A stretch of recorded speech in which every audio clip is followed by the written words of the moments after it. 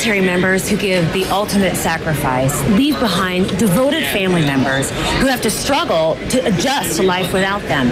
Well, a Chicago organization has taken to the water to help those families deal with the new normal.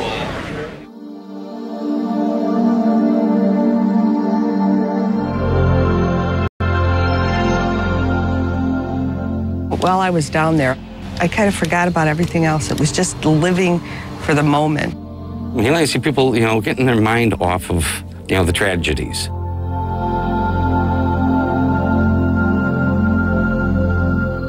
I just felt very calm and at peace.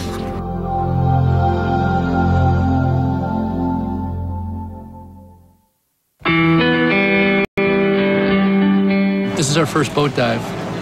We're getting everybody together, getting squared away. We're going to take the Gold Star families. We're going to have them dive with veterans with disabilities. They both have new normals. The Gold Star families have new normals, as do the veterans with disabilities. You guys keep coming, walk right through. Go in 2 steps. Step down. Being a Gold Star parent means you've lost a child, in this case in Iraq or Afghanistan. There's a connection between the wounded warriors and the Gold Star families and the vets that we have here, the people that have been through that. There's a direct connection. And just like somebody with a physical disability or an injury that's traumatic, you have to go through rehabilitation. You have to go through therapy.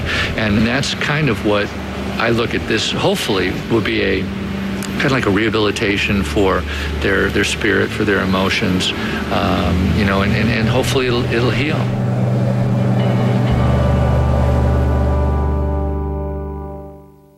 I wish everybody could have known him. He was outdoorsman. He was a terrific son. He and I were best friends. Tom was in Fallujah. He was part of what they call the QRF, or Quick Response Force. He got about 500 yards from the firefight and told the turret gunner to get down, and he said, I'll let you know if I need you to go up there. And that was the last thing he said. An IED caught him right underneath the driver's seat and killed the driver and Tom, and it blew the turret gunner out the top of the vehicle and severely injured him. The best we can tell is that he died instantly, and I guess that's all any of us can ask in life. I think you learn to live, and things like the Diveheart trip help us move on and in a different way, but nothing will fix it. That's a given. We're going to have that hole for the rest of our life.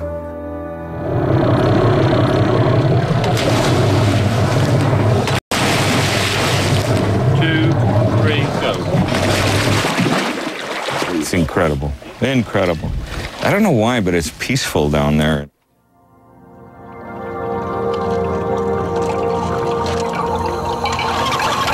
I wrote up my son's name, Tom, on my hand when I was down there just because it reminded me of him. I wish he could be down there doing that. He would love it.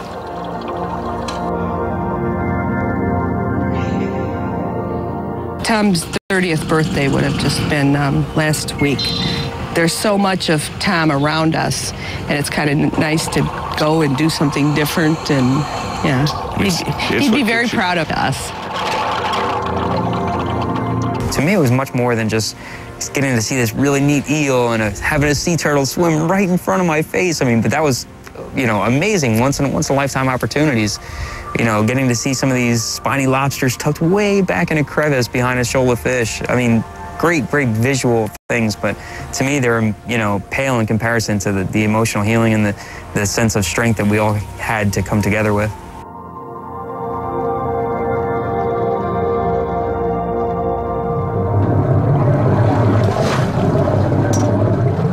Prior to injury, I was an advanced rescue diver, and my needs were minimal because my job in the water was pretty much making sure that everybody else got out safely. Now things changed up a little bit. Entry in and out of the water, getting on and off the boats, or from a dock into water and back, these issues became a greater challenge. Once in the water, I no longer had the ability, obviously, to fin kick, so I had to adapt. One of the things we thought of is I started using body body surfing gloves, so I got webbed fingers, so I got a little bit more traction, and I was able to swim, and quite a bit quicker than without them. Able to pretty much keep up with anybody with fins.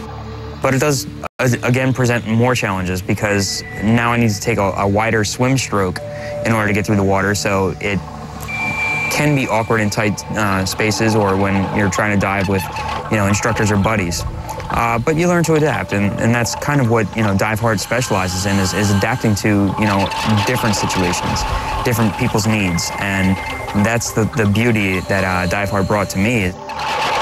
After my very first dive, I felt this euphoria, and it was because for the first time in 10 years, I had been completely pain-free. My muscles were relaxed, the nerve firings that were going on, that deep burning sensation and the piercing sensations in the back, like all of that stuff just faded off into the distance.